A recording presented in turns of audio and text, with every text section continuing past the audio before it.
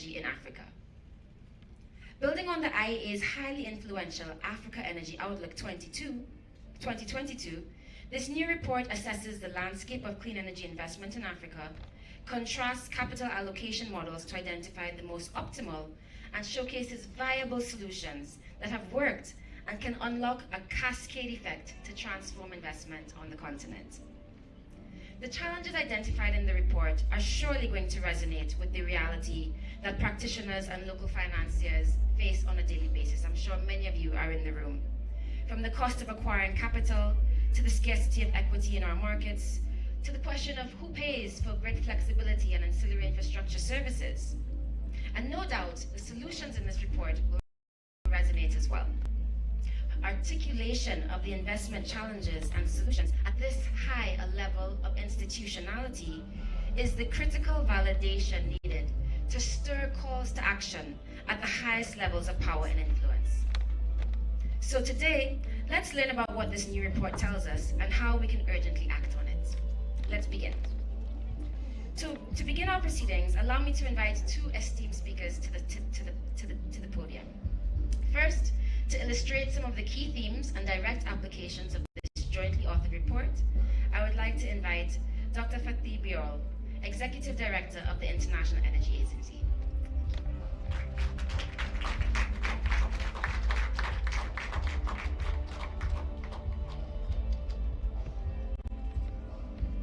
So, good morning, ladies and gentlemen.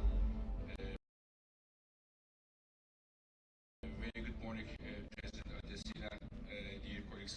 It's a great pleasure to be here with you today. We have so many meetings here in Nairobi, all around the Africa clean energy, and perhaps the key issue is financing. And we are now going to discuss this finance issue. But before highlighting a few, in my view, key findings, let me thank the African Development Bank for Kevin for this great cooperation.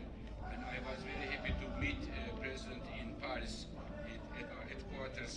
And I hope this work can be a first one for a good friendship and cooperation for years to come, because I see many complementaries between these two institutions. So, dear colleagues, IEA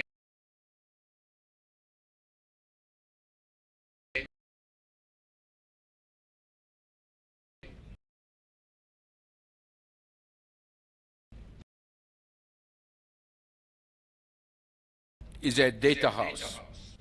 We are so fortunate to work at the IEA because we have all the energy and climate data at our fingertips. If you ask me, what is the amount of coal used in China for iron steel production, yesterday I can tell you in half an hour. If you ask me how much solar PV is installed in the United States, I can tell you in 5 minutes. We have all this data at our fingertips and also related capital and investment decisions. And when we look at those data, we see a lot of injustices. And one of them is the following. Africa today accounts about 20% of global population and attracts only 3% of energy investments.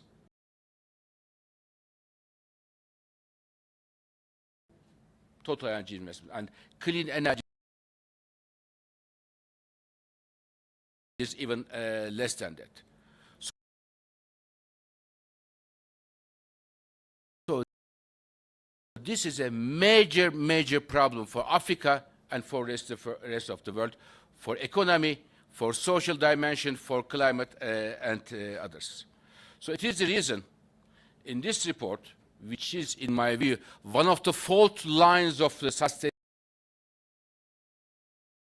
development, as we call it, we try to look at this issue.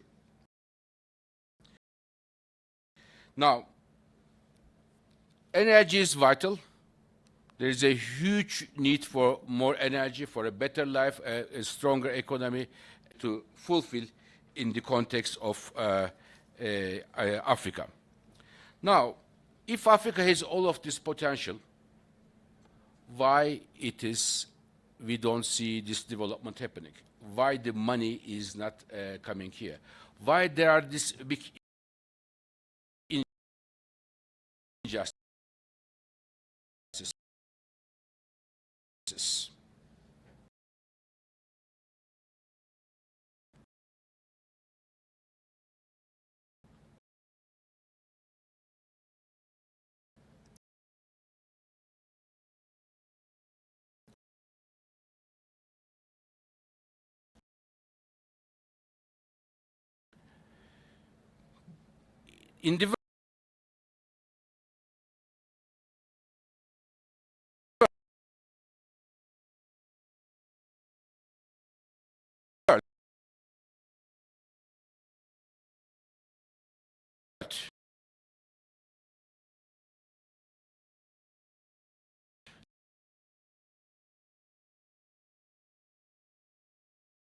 60% of the solar radiation is in African continent. 60%. It's a huge, huge, huge thing.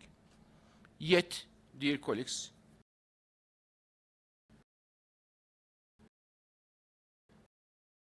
when you look at the numbers, as we do, the amount of solar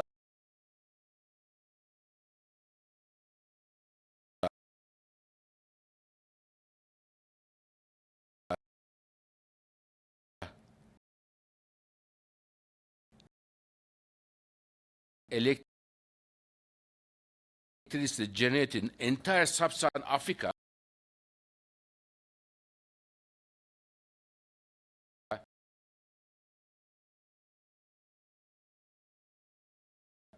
is half of it generated from solar in Netherlands. Think about the map of the world, the size of sub-Saharan Africa and the size of Netherlands, 60% solar radiation here, and how much how sunny is Netherlands. It is really, really a major issue. Another one, in our view, is I was saying the president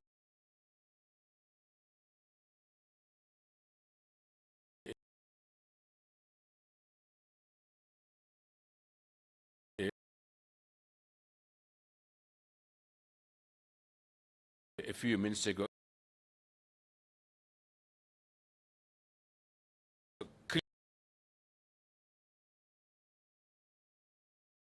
clean cooking.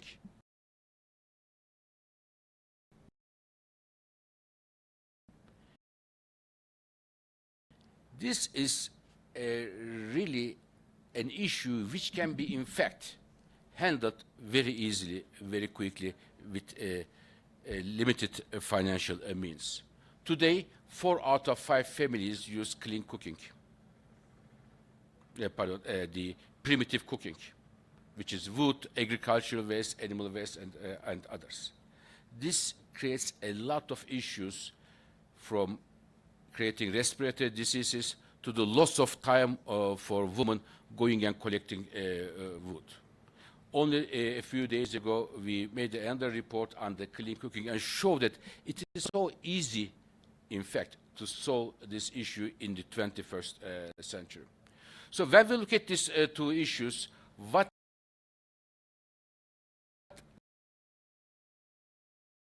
needs to be done, how it can be solved, and the report that my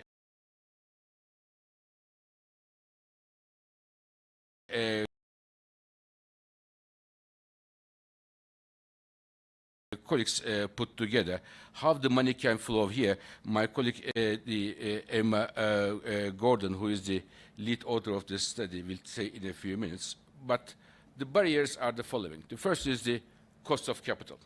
As we all know, cost of capital of erecting a windmill here is about 4 to 5 times higher than, let's say, in Europe, because of the country risk, because of the project risk, and there is a need for the countries to address the project risk and also provide right and accurate data. As we show in our study, sometimes there are unfair assumptions about the risk levels of African projects. With the right information, these unfair assumptions might be addressed. The second one we hope to see is the financing universal access. So our moderator also mentioned, we have calculated how much this issue that we are talking all the time, the world, in sub-Saharan Africa, to provide access to clean electricity and at the same time to address clean cooking, both of them together. How much would it cost? It costs $25 billion US. Unlock a significant amount of private capital because the limited public finance is.